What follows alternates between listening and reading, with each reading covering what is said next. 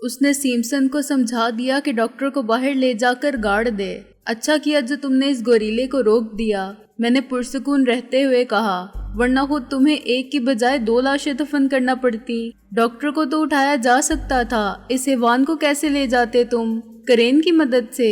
اس کی قبر کے لیے گڑھا بھی موت کے کنویں جتنا چاہیے۔ سیمسن اپنے آقا کا اشارہ پا کے لوٹ گیا تھا، لیکن میری بات سے پیڈرو کو پھر طیش آ گیا۔ سیمسن، اس نے چیخ کر کہا، حالانکہ اس کا کوئی فائدہ نہیں تھا۔ سیمسن اس کی آواز کے بجائے کندھے کی تھپکی محسوس کر کے پلٹا اور پیڈرو کو دیکھنے لگا۔ نہ جانے پیڈرو نے اسے کیا اشارہ کیا کہ وہ حیوانی آوازیں نکالتا اپنے بازو پھیلا کے میری طرف لپکا۔ مجھے سنبھلنے کے لیے بہت کم وقت ملا، پھر بھی میں نے سیہے کراتیکا کی طرح اپنے حواس کو قابو میں رکھا۔ محض ڈیل ڈول اور جسمانی طاقت میرے لیے کچھ نہیں تھی۔ میری کمزوری صرف یہ تھی کہ میں ایک ہاتھ اور ایک پیر کی مدد سے محروم تھا اور میری حرکت پذیری کی صلاحیت مایوس کن تھی۔ اگر میں صحیح پوزیشن لے سکتا اور آزادانہ نقل و حرکت کر سکتا تو مجھے اس پہاڑ کو زمین بوس کرنے میں 7 سیکنڈ سے زیادہ نہ لگتے، اور وہ ایک بار میرے سر پر سے گزر کر فرش پر کمر کے بل گرتا تو پھر نہ اٹھتا۔ اس کی کمر اور فرش دونوں ٹوٹ جاتے، لیکن اب بھی تقدیر یاور رہی اور سیمسن نے سوچے سمجھے بغیر اپنے پورے وجود سمیت مجھ پر گرنے کی حماقت کی۔ میں نے اسے بڑی پھرتی سے ہاتھوں پر لیا اور یوں گزار دیا کہ وہ مقابل کی دیوار تک اپنے ہی زور میں گیا اور اسے یوں ٹکرایا کہ مجھے دیوار کی گرنے کا خطرہ لاحق ہو گیا۔ میرا بایاں ہاتھ زیادہ کام آیا تھا، لیکن زور دائیں ہاتھ پر بھی پڑا تھا اور جھٹکا میرے دائیں پیر پر بھی آیا تھا۔ اگر وہ پھر حملہ کرتا تو شاید میں نہ روک پاتا، لیکن پیڈرو نے اسے گر کر اٹھتے ہی رک جانے کا اشارہ کیا۔ شاید پیڈرو نے محسوس کر لیا تھا کہ اس جنگ میں یہ ٹینک بھی کام آ گیا تو وہ نہتا رہ جائے گا۔ سیمسن رک گیا۔ بس، میں نے تمسخر آمیز انداز میں چیلنج کیا، لیکن میں جانتا تھا کہ اب پیڈرو مشتعل نہیں ہوگا۔ ختم ہو گیا اس گینڈے کی طاقت آزمائی کا غرور۔ اس حال میں بھی میرے لیے تمہارا سیمسن حقیر چوہے سے زیادہ نہیں۔ پیڈرو نے اس اشتعال انگیزی کو نظر انداز کر دیا اور سیمسن کو آگے آنے کا اشارہ کیا۔ جسم کی مناسبت سے سیمسن کا سر بہت چھوٹا تھا، بالکل شاہ دولہ کے چوہوں کی طرح۔ سیمسن بالکل شاہ دولہ کا چوہا تھا۔ اس کا ذہن عام آدمی جیسا ہوتا تو آج اس کی یہ حالت کیوں ہوتی؟ نہ جانے وہ کب سے ان مجرموں کے ساتھ تھا۔ نادانستگی میں سرزد ہو جانے والی ایک غلطی پر اس کی زبان کاٹ دی گئی تھی اور کان بہرے کر دیے گئے تھے، اور یہ ایسی سزا تھی جس کا 20ویں صدی کے مہذب معاشرے میں تصور بھی نہیں کیا جا سکتا۔ سیمسن اس کے باوجود وہیں تھا، فرار نہیں ہوا تھا اور ذہنی طور پر بدستور ان کا غلام تھا۔ ان کے اشاروں پر چلتا تھا کیونکہ اس کا اپنا کوئی ارادہ، کوئی مرضی، کوئی رائے نہیں تھی، قوت فیصلہ نہیں تھی اور اچھے برے میں تفریق کا شعور نہیں تھا۔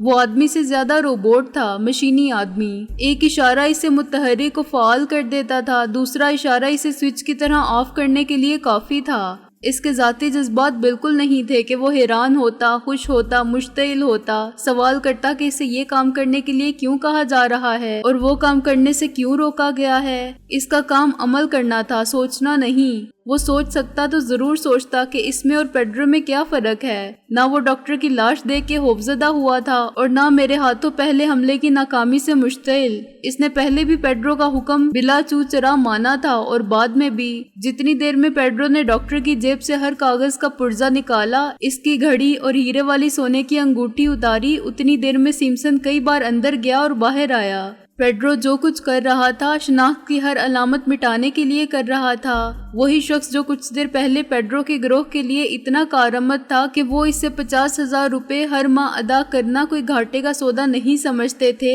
یکلخت بے مصرف ہو گیا تھا۔ صرف ایک لاش رہ گیا تھا جس سے نجات حاصل کرنا ضروری تھا۔ فوری مسئلہ میرا نہیں بلکہ اس لاش کو تمام احتیاطی تدابیر کے ساتھ ٹھکانے لگانے کا تھا، اور اس کے انتظامات مرحلہ وار ہو رہے تھے۔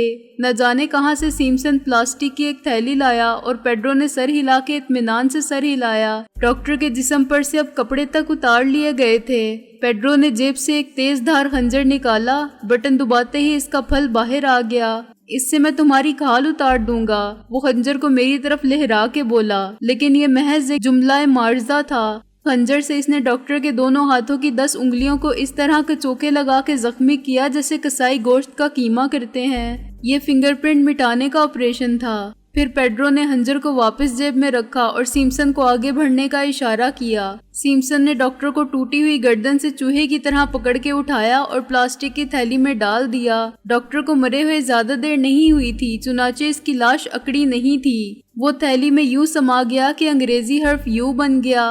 اس کی ٹانگیں سر کی طرف تھیں اور سر دونوں پیروں میں پھنس گیا تھا۔ پلاسٹک کی موٹی تھیلی 6 فٹ لمبی تھی، چنانچہ آدھی تھیلی میں ڈاکٹر کا جسم 2 بار لپیٹ دیا گیا۔ میں حیران تھا کہ اس قسم کی تھیلی عام استعمال میں تو نہیں آتی۔ سیمسن حاضر اسٹاک میں سے کیسے لے آیا؟ پھر جواب میری سمجھ میں آ گیا۔ یہ پلاسٹک کے کفن غالباً لاشوں کے لیے ہی تھے۔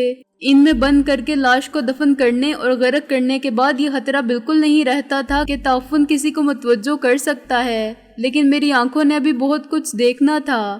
پیڈرو کے حکم پر سیمسن نے ڈاکٹر کی پلاسٹک کے کفن میں لپٹی ہوئی لاش کو ایک بوری میں ڈال دیا اور بوری کا منہ اس جگہ سے باندھ دیا جہاں تک اس کا وجود سمایا۔ اوپر کا حالی حصہ سیمسن کے ہاتھوں میں رہ گیا۔ اچانک اس نے بوری کو اٹھا کے گھمایا اور یوں زمین پر دے مارا جیسے دھوبی کپڑے دھوتے ہیں۔ پیڈرو نے پھر اشارہ کیا اور سیمسن نے وہی عمل دہرایا۔ بے رحمی کا یہ مظاہرہ دیکھنا میری برداشت سے باہر ہو گیا۔ پیڈرو، کچھ تو خدا کا خوف کرو، میں چلایا۔ وہ مر گیا، اب اسے کیوں مارتے ہو؟ مجھے خدا ترسی کا سبق دے رہے ہو؟ پیڈرو نے طنز سے کہا۔ اسے مارنے والے خود تم ہو۔ میں نے اسے صرف وہ سزا دی تھی جس کا وہ مستحق تھا، جو اسے دنیا کا ہر نظام انصاف دیتا، مگر سزائے موت دینے والے بھی کم سے کم عذاب دے کر مارتے ہیں۔ پھانسی کی جگہ الیکٹرک چیئر اور گیس چیمبر۔ بند کرو اپنا یہ فضول لیکچر، پیڈرو بیزار ہو کے بولا۔ اس کے اشارے پر سیمسن نے بوری کو گھما گھما کے پٹکنا شروع کیا۔ میں نے اس اذیت ناک منظر سے بچنے کے لیے آنکھیں بند کر کے منہ پھیر لیا، مگر دھم دھم کی صدا میرے دماغ پر ہتھوڑے کی طرح پڑتی رہی۔ سیمسن کے طاقتور بازو مشینی انداز میں چل رہے تھے۔ ڈاکٹر کی ہڈیاں تو پہلی دفعہ ہی ٹوٹ گئی ہوں گی، اب اس کی لاش کا چورا ہو رہا تھا اور سالم آدمی کو قیمے جیسے گوشت کے ڈھیر میں تبدیل کیا جا رہا تھا۔ اس ظالمانہ کارروائی کا مقصد میری سمجھ میں نہیں آیا۔ وہ خوشی جو ڈاکٹر کے شیطانی وجود سے دنیا کو پاک کر کے ملی تھی، ایک پرعذاب احساس ندامت میں ڈھل گئی تھی۔ ڈاکٹر کے ساتھ یہ سب کچھ اس لیے ہو رہا تھا کہ میں نے اس پر پہلا ہاتھ اٹھایا تھا اور اب مجھے اس کی سزا مل رہی تھی جسے میں نے انصاف کا تقاضا سمجھا تھا۔ جو حشر مرنے کے بعد ڈاکٹر کا ہوا تھا، دنیا میں کسی کا نہیں ہوا ہوگا۔ پرانے وقتوں میں مطلق العنان حکمران باغیوں کو باندھ کر ہاتھی کے پیروں میں ڈالنے کی سزا دیتے تھے۔ انسان اب بھی ٹرینوں سے کٹ جاتے تھے، وہیکل بسوں کے نیچے پس جاتے تھے اور بڑی بڑی مشینوں کی لپیٹ میں آ کے ختم ہو جاتے تھے، لیکن یہ حادثات کہلاتے تھے۔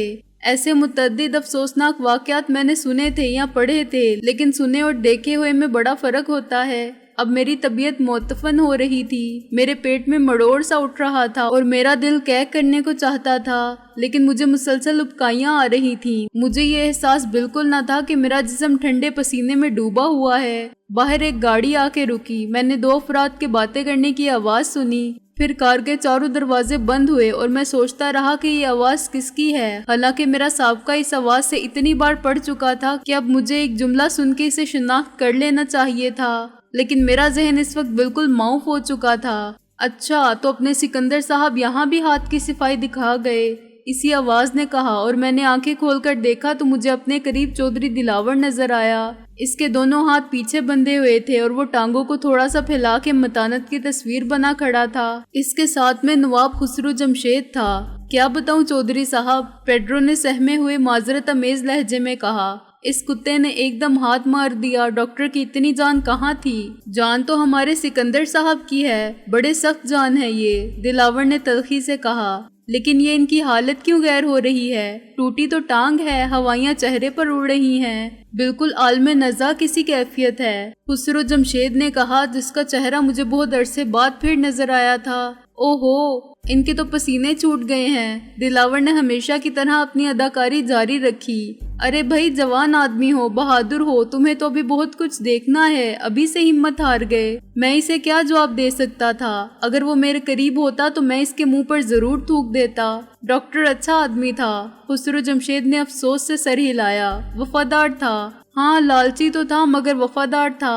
اب کسی اور کی وفاداری خریدنی ہوگی، دلاور نے کہا۔ ہے کوئی بندہ ایسا نظر میں جو اعتبار کے قابل ہو؟ مگر خیر، یہ سب بعد میں ہوگا، پہلے ہم ڈاکٹر کی آخری رسوم تو ادا کر لیں۔ पेड्रो, पैकिंग बहुत अच्छी होनी चाहिए, तोहफा खास है। पेड्रो ने टीन का वो खास डब्बा बजाया जो घरों में एक मन आटा रखने के काम आता है। ये कैसा रहेगा? चलेगा। चौधरी दिलावर ने कुछ देर बाद सर हिलाया। मैंने हिम्मत करके सर घुमाया। डॉक्टर की लाश एक गठरी की शक्ल में फर्श पर रखी थी। बोरी इसी तरह बंद थी, लेकिन इसमें से खून का एक कतरा तक बाहर नहीं टपका था। टाट की मोटी बोरी के अंदर प्लास्टिक की डबल तह लगाने के नतायज हाथे-रवा बरामद हुए थे। पेड्रो ने बोरी को उठाया और डब्बे में डाल दिया। मरहूम के पास बहुत कुछ था, कोठियां और कारें, सामान्य ऐशो अशरत, दौलत की कुवत का गरूर, चौधरी दिलावर जैसे मुजरिमों की पुश्त पनाही का एतमाद। इस अंजाम को पहुंचने से कुछ देर पहले ही इसने कितने एतमाद से धमकी दी थी कि वो एक नन्ही सी गोली या इंजेक्शन से मुझे चित कर सकता है, क्योंकि वो पहले मुझसे ज्यादा ताकतवर और टार्जन टाइप लोगों को मार चुका है जो इसकी हड्डियों का सुरमा बना सकते थे। तकदीर का ये भी अजब मजाक था, जो डॉक्टर ने कहा था वो चंद मिनट बाद हो गया।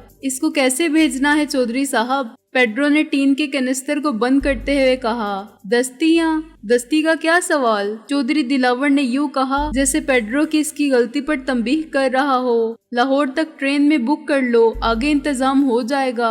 पेड्रो का रंग जरा सी देर के लिए बदला था, जिससे मैंने अंदाजा किया था कि गलती से वो सच बोल गया था। जहाँ ये खूनी पार्सल रखा था वो जगह लाहौर से ज्यादा दूर नहीं थी, शायद लाहौर में ही थी, और ये मुमकिन था कि डब्बा कोई खुद पहुंचा दे। चौधरी दिलावर ने ट्रेन से बुकिंग का जिक्र करके मामले को संभालना चाहा था, लेकिन मैं समझ गया। और देखो वो सामान कहाँ है जो गिफ्ट के साथ जाएगा? दिलावर बोला।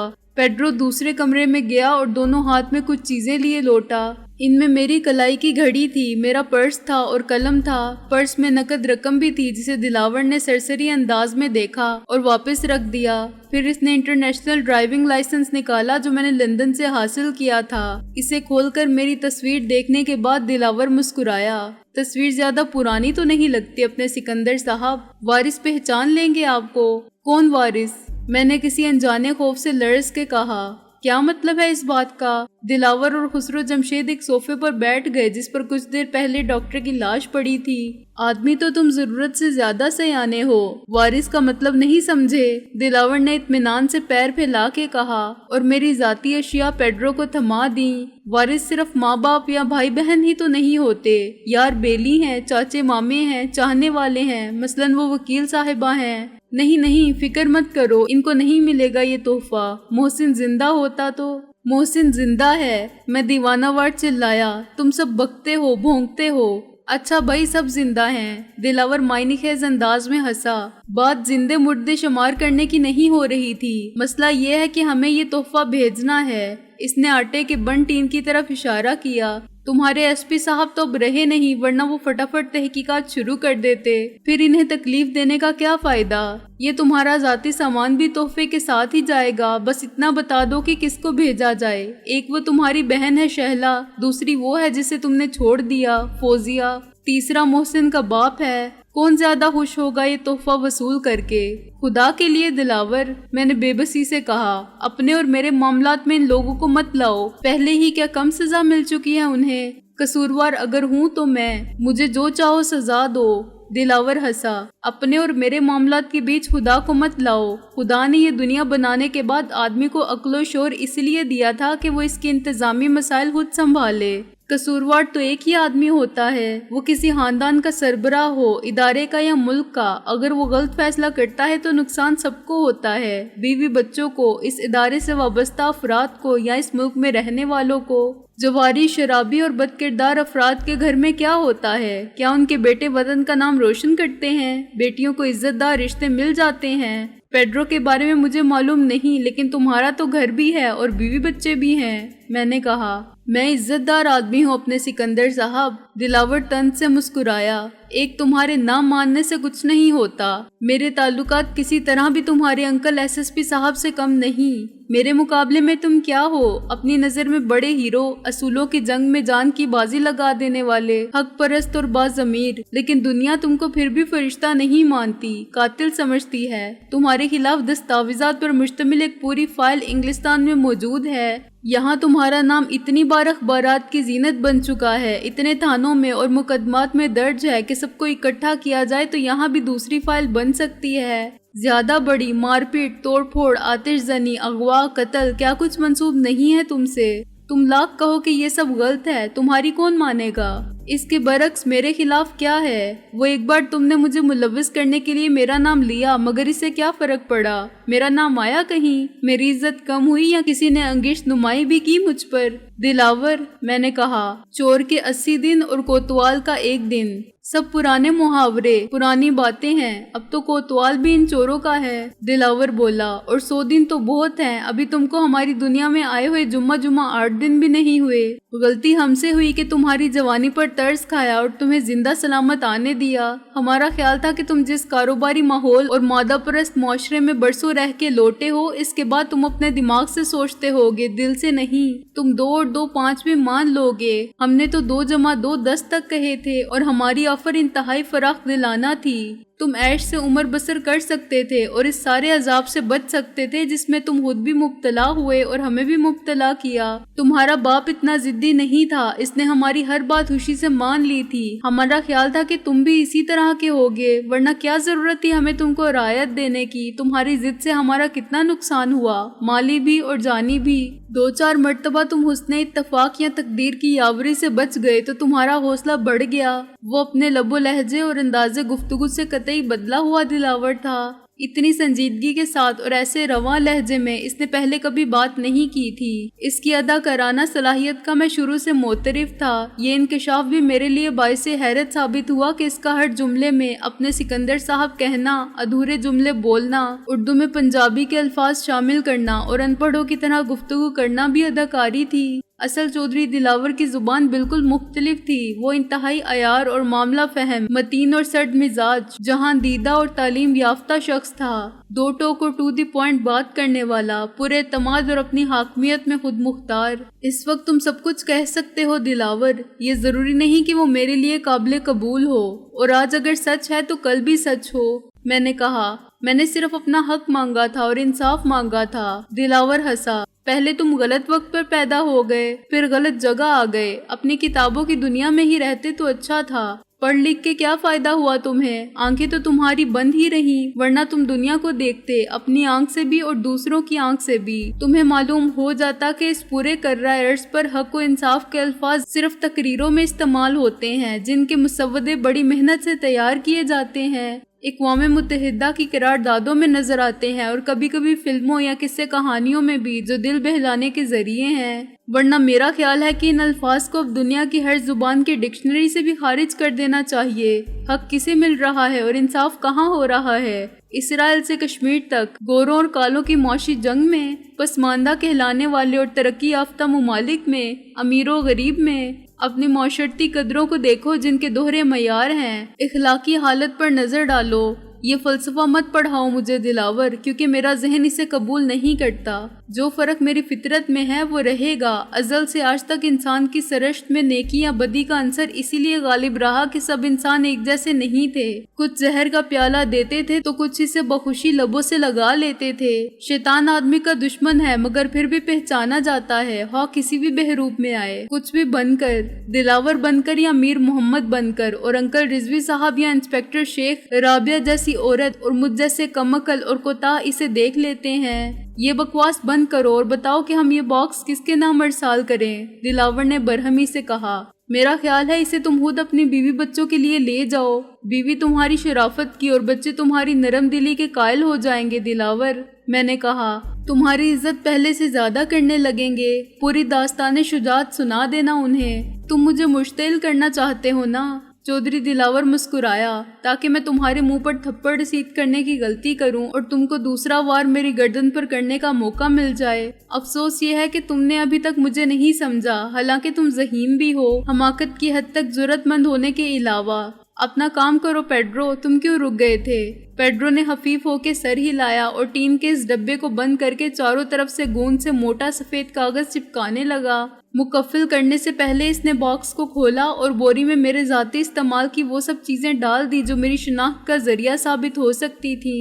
یہ دلاور کے شیطان کے زیادہ قریبی ذہن کا کمال تھا کہ اس نے مجھے نفسیاتی طور پر دہشت زدہ کرنے کے لیے یہ طریقہ استعمال کیا۔ ڈاکٹر تو مر ہی چکا تھا اور دلاور کے لیے اس میں ذاتی صدمے کی کوئی بات نہیں تھی۔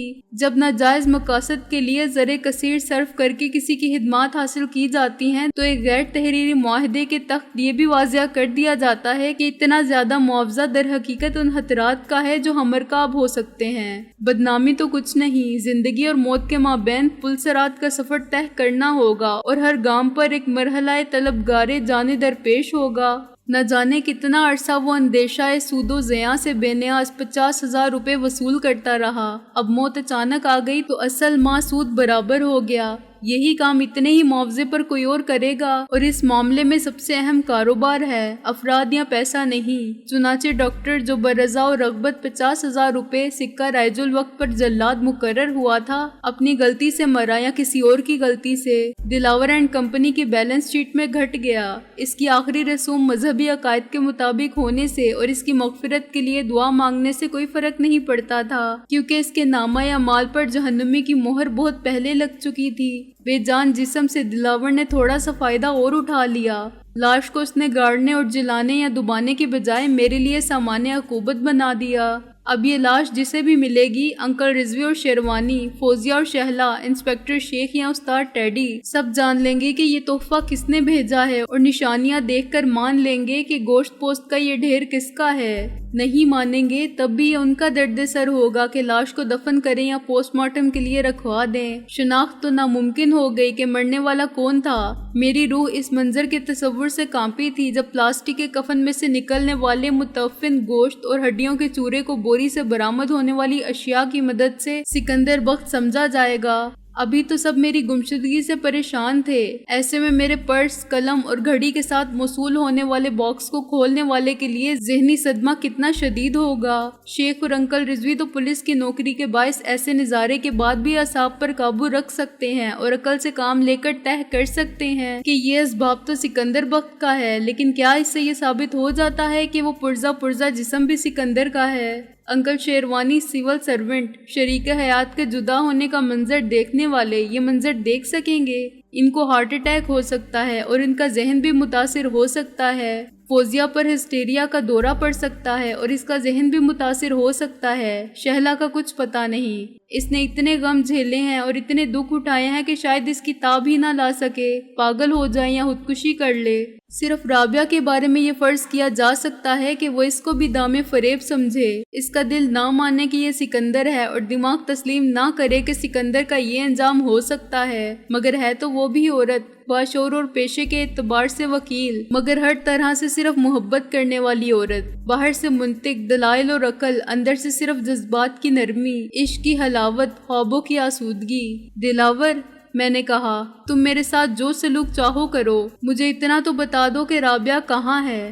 رابعہ کہاں ہے؟ چودھری دلاور نے زیر لب دہرایا، جیسے یہ سیدھی سادی بات اس کی سمجھ میں ہی نہیں آئی۔ یہ بھی معلوم ہو جائے گا، ایسی جلدی کیا ہے؟ آدمی کے لیے یہ دنیا ہے یا وہ دنیا، کہیں نہ کہیں وہ بھی ہوگی۔ پیڈرو اتنی دیر میں فارغ ہو گیا تھا اور اب کہیں سے لال رنگ کا موٹا مارکر لا کے باکس پر کچھ لکھ رہا تھا، لیکن جس سائٹ پر وہ لکھ رہا تھا وہ میرے سامنے نہیں تھی۔ اب اسے بھجوا دو، وہیں جہاں میں نے کہا تھا، دلاور نے کہا۔ اسی وقت سمسن سے ایک غلطی ہو گئی۔ بالکل غیر ارادی طور پر اس نے ہاتھ کو تھوڑا سا ہلایا، زمین کھودنے کے انداز میں، کیونکہ پیڈرو اس سے پہلے ہی سمجھا چکا تھا کہ اس باکس کو دفن کرنا ہے۔ میرے جسم کا رواں ناقابل بیان اطمینان کی لذت سے سرشار ہو گیا تھا۔ دلاور نے نہیں دیکھا تھا کہ ایک گینڈے جتنا جسم اور چیونٹی جتنی عقل رکھنے والے غلام نے اس کے سارے ڈرامے کا پلاٹ کلائمیکس سے پہلے ہی مجھے بتا دیا ہے۔ اس کی یہ حرکت ایسی ہی تھی جیسے مداری کی ڈگڈگی سے زیادہ اس کے الفاظ پر بندر خود بخود کھڑا ہو جائے،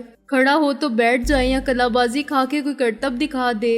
سمسن بھی ایک بہت بڑا بندر تھا جس کی ڈگڈگی دلاور کے ہاتھ میں تھی۔ محض عقل سلیم سے محرومی کے باعث وہ قدرت کی عطا کردہ سماعت اور منطق کی انسانی صفات سے محروم ہوا تھا۔ شاید اس نے کوئی ایسی بات بلا ارادہ سن لی تھی اور انجام کا تصور کیے بغیر کہہ دی تھی جس سے دلاور اینڈ کمپنی کو نقصان ہوا۔ معمولی نقصان ہوتا تو اسے جسمانی مار کی سزا دی جاتی، کوڑے مار مار کر اس کی کھال ادھیڑ دی جاتی یا اس کے جسم کو گرم سلاخوں سے داغا جاتا، مگر نقصان زیادہ ہوا تھا، چنانچہ سزا بھی اسی مناسبت سے ملی تھی۔